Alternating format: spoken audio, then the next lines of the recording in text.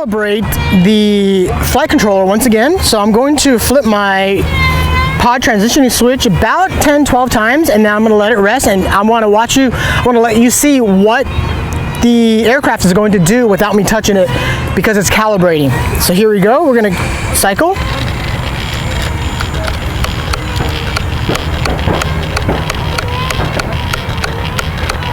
Back in the up position. I'm not touching anything. Okay, so that's the first move it's going to make. Sometimes it's one, sometimes it's two. We'll wait. Okay, that is the flight controller calibrating itself to the current conditions. What's going on, pilots? This is Pete with BananaHobby.com. Welcome to a beautiful day here in Southern California. Today we are going to take the very popular Banana Hobby V-22 Osprey, and we've had a lot of questions in regards to this aircraft, some setup tips, and some questions that I've been asked, and also a new calibration method for this V-22 for some issues that I've seen you all bring to our attention by forums, by social media, and by RC groups. So today we are going to do a flight towards the end of this, but this is going to be mostly a talking through tutorial kind of a video here, so we can discuss some of the issues, some of the questions I've been asked, and how to get above some of these issues that some of you have been experiencing. So today, let's go ahead and address that here. First of all, when you get this, it's either going to be a plug-and-play package, which means it's an ARF and you're using your own battery or your own transmitter receiver, or a lot of you are buying this from us here at Banana Hobby as a ready-to-fly package. And the ready-to-fly is including the transmitter, the receiver. The receiver is actually installed by myself for you here if you do order the ready-to-fly, and the battery. So let's talk about that generally really quickly. When you order the ready-to-fly package, it's mostly going to be either the MC5 transmitter or the MC6, and or, excuse me there, sorry about that, and or the RadioLink T8FB transmitter. And on these transmitters, on the T8FB, the rotation for your motor pod is going to be on your channel number 7, which is SWA, switch A. This is going to be your motor pod transitioning. And then on the MC5 or the MC6 is going to be either on the channel 5 or the channel 6. So having said that, let's go ahead and talk about a couple of things that we've been asked here. A couple of cool things that I've seen our hobbyists do that own the V-22. A great flying model, really impressive at the flying field, one of a kind, is a lot of y'all have a white fan blade for the hovering flying portion of it. And how do they do that? It's very simple. Remove this fan blade, one Phillips screw on the top, and then you take a Krylon or any type of a model type of a spray paint and just spray paint it white. So that's how we're getting these blades white. I love mine's black. This is box stock. And then a lot of you may be receiving this with white spinners. And on the white spinners, again, I just took a can of any type of a spray paint that's not automotive grade spray paint, because it's going to be heavy. Just a plastic type of a spray paint, model spray paint, and I spray painted in black. And so now the spinners are black. And the next thing I want to quickly talk about is I've been asked, how tight are you supposed to tighten the blades? And this is my suggestion. I come from a helicopter flying background as well. So on the blades, you don't want to tighten them down so tight that they're not going to be movable by hand, because these are individual blades on here. So when you tighten these are one Phillips screw per blade, and what I basically do is I tighten them so that they've got a little tension to them, and when I rotate them, they're not drooping a little. Sometimes they fall a little bit, and you can kind of see that type of a blade tension. So that's where I like my blades. By all means, don't lock these down. When you lock them down, you don't know exactly where the centrifugal force is going to have them laid out perfectly even and balanced. And if you lock them down, you might have a lot of balancing issues. So that's how I tighten my blades. And then the next thing is, when you install your push rod for your elevator here, I am using the third hole from the farthest outside top hole on the stock elevator servo. And then I am using I believe it's the farthest lowest control surface armhole for mid to low sensitivity, because you don't want the elevator to be super sensitive when you're in forward flight. When you're in forward flight, if it's super sensitive, that flight controller is going to make the airplane porpoise, and we want to stay away from that. And at more higher throttle settings when you're in forward flight, it tends to bobble. So that's how you minimize that. And you minimize that by running a little bit less sensitivity to your elevator. And also you can definitely go in your transmitter settings if you have a computer transmitter and use some expo. So having said that, let's go ahead and, oh yeah, one other tip that I do have, I didn't bring it with me today, is on this airplane, right about here, if you're concerned about the motor pods moving around during transportation, I get a toothpick and I basically just shove it through the foam right here into the motor pod, and that prevents this motor from swinging around during transportation. And if you're going to move these by hand, move them real slow. So now let's go ahead and go into a very important part of the calibration, and something that's been happening with some of y'all's V-22 that I've seen. So I'm using my own radio. I know a lot of you use your own radios. Mine is a 9503 2.4 I've had for a long time. This applies to your Spectrums, your JR, your Jetties, whatever radio you're using. This calibration applies to all of that. So I'm going to go ahead and power on. My motor pod is going to be in the up position. Transmitter is on, and I'm going to apply power to my V-22. And I'm doing so on a completely flat surface. And you'll see that the motor pods are going to beep, and they're going to initialize, and they will go to the up position.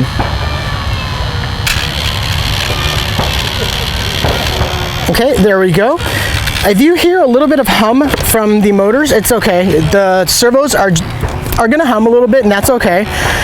So what's going on that I've seen with a lot of you is this, and you know what?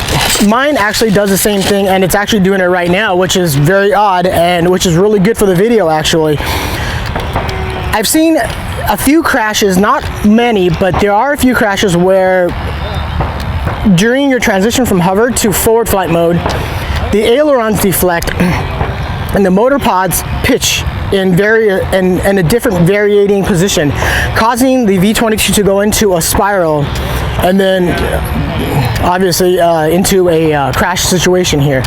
So right now you can see, even though I'm on a flat surface, my flight controller is operating, but my ailerons are up high on the left, low on the right.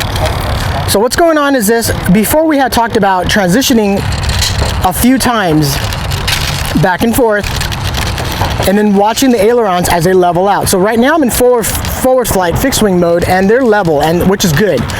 Once we go back into transitioning into hover mode, you'll see that they kind of pitch a little bit. If it's a tiny bit, it's not that bad, but if it pitches drastically, that's when we're concerned. And right now, the main concern is actually transitioning into forward flight, and that's where a lot of the issues have been happening that I've been seeing.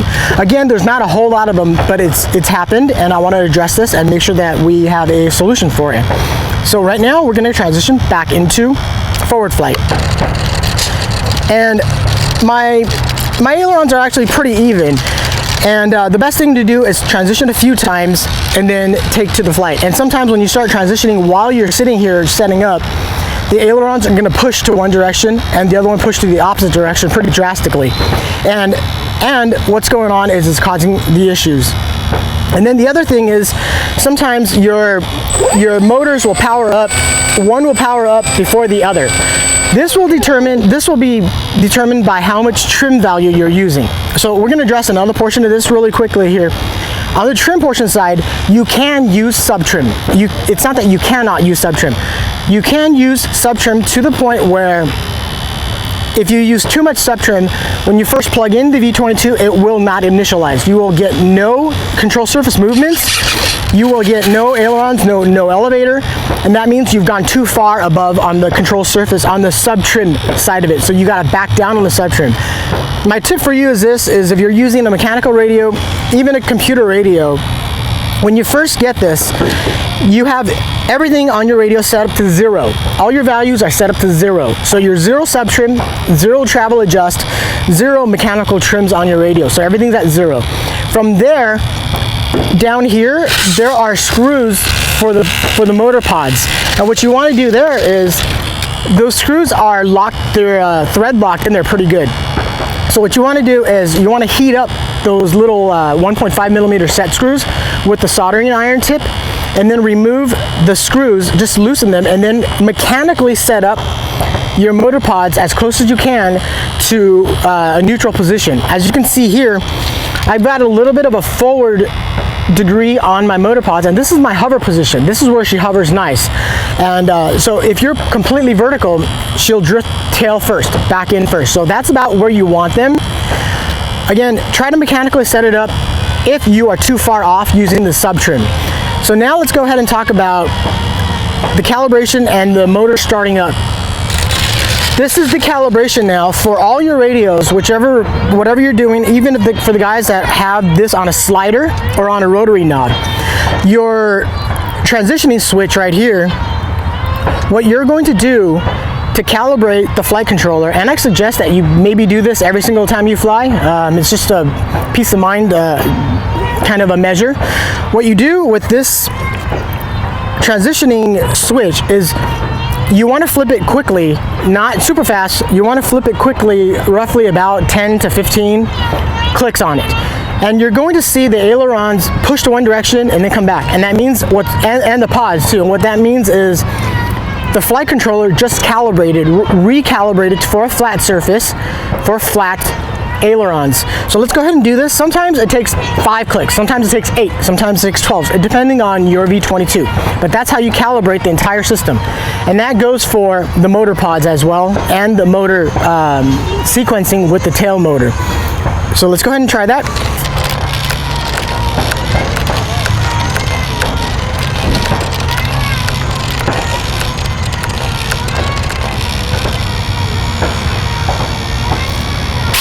There it is.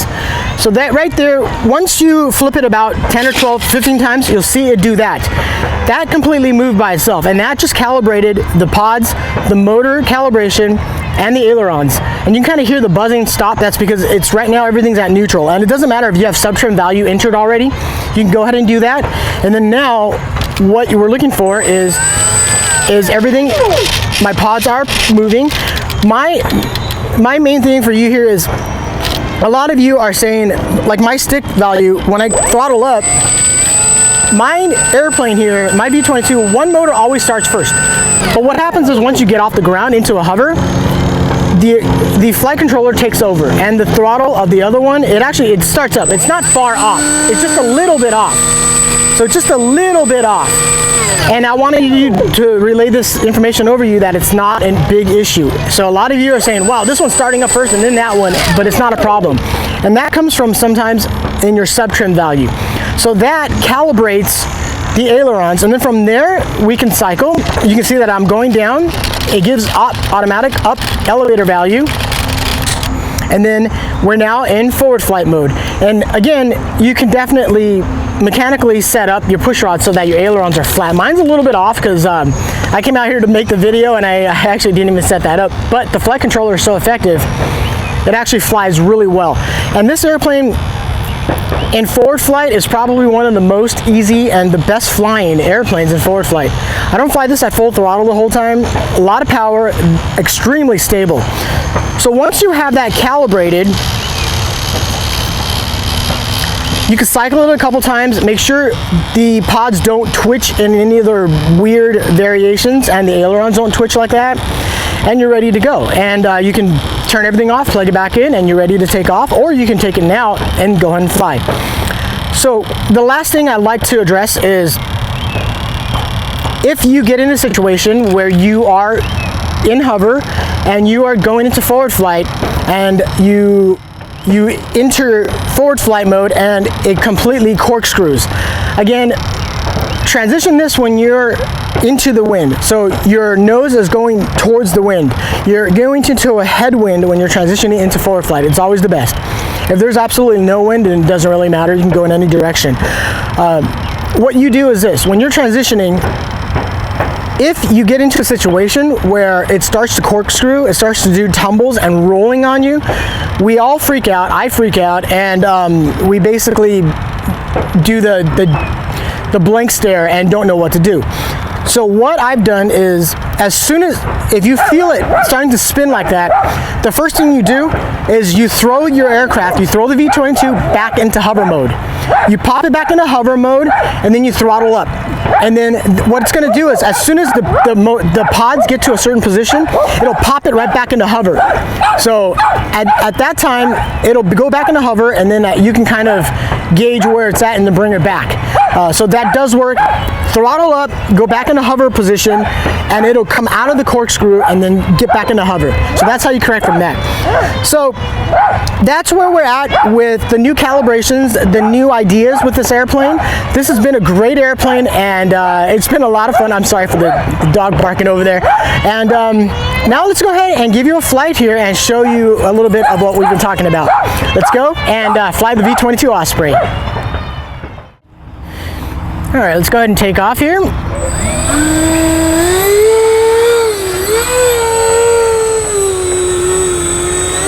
Okay, so let's get off the ground here, and I'll talk about later on when we land a thing that we do want to mention about the rotor activity. So right now we are in hovering mode. And you want to stay up hovering about at least 8 feet, 10 feet off the ground, so that the wind coming off of the main rotors, there's no rotor effect or ground effect, so it doesn't bounce around on you. So you can see here how smooth this V-22 is after we've done the control calibration. So when I go ahead and transition here, I'm going to throttle up, and you want to gain some altitude. I haven't throttled up yet because I want to point her into the wind. So we are now pointed into the wind, and we are going to transition into forward flight.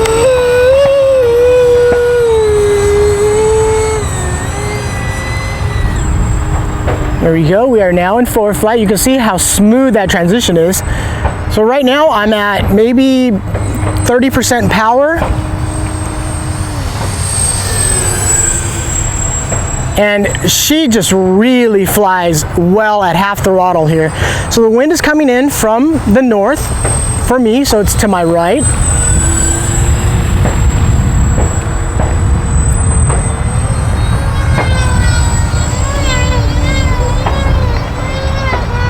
And we are just going to go ahead and have some fun here and show you how smooth this V-22 flies. A lot of power for the upline. And that's half throttle on the upline. It's definitely a weekend here in Southern California, enjoying this beautiful sunshine. There's a lot of people here flying, various hobbies and out with their pets. So I'm going to go ahead and come in here and go into the wind, point into the wind, and transition back into hover.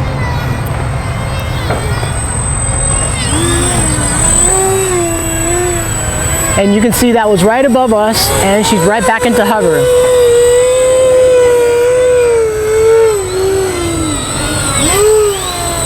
Little blobble there. Definitely this V-22 with some wind, you're going to get a little bit of bobble, a little bit of like that bobbing around, but that's normal. But you can see how smooth this V-22 is. So let's go ahead and land real quick, and we're going to talk about one more thing, and we're going to call this a wrap here. Let me bring her back over here.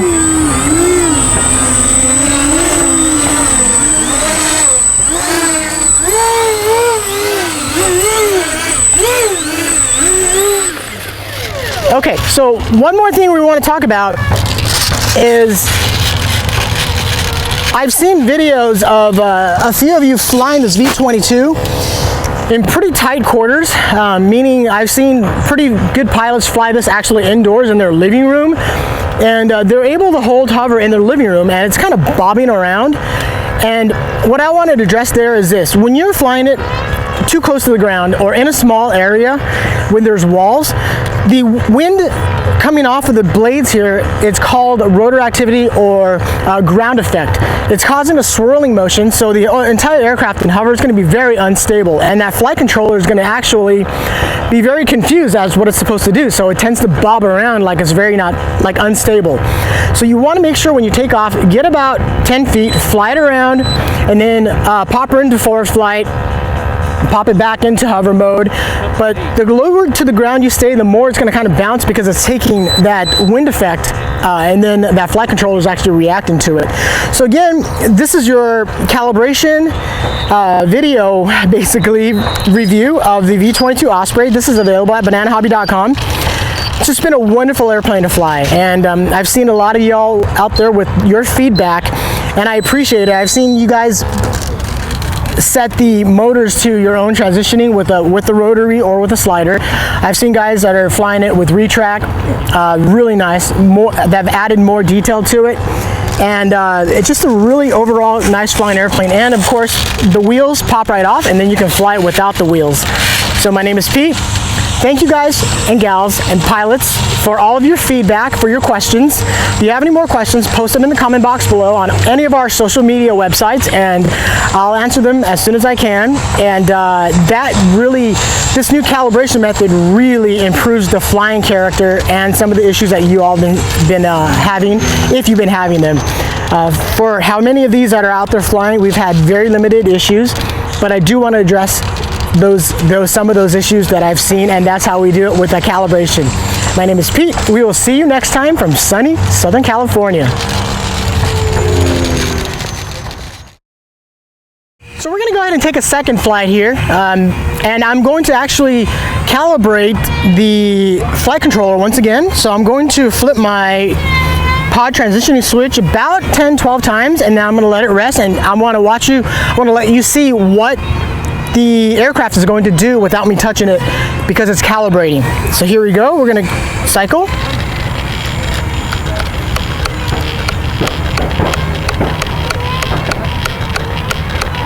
Back in the up position. I'm not touching anything. Okay, so that's the first move it's going to make. Sometimes it's one, sometimes it's two. We'll wait. Okay. That is the flight controller calibrating itself to the current conditions. So once you see that, I mean, it doesn't hurt to even do that every single time before you fly, just for peace of mind. So now she's ready to take off. Let's go ahead and take off with the V-22 Osprey.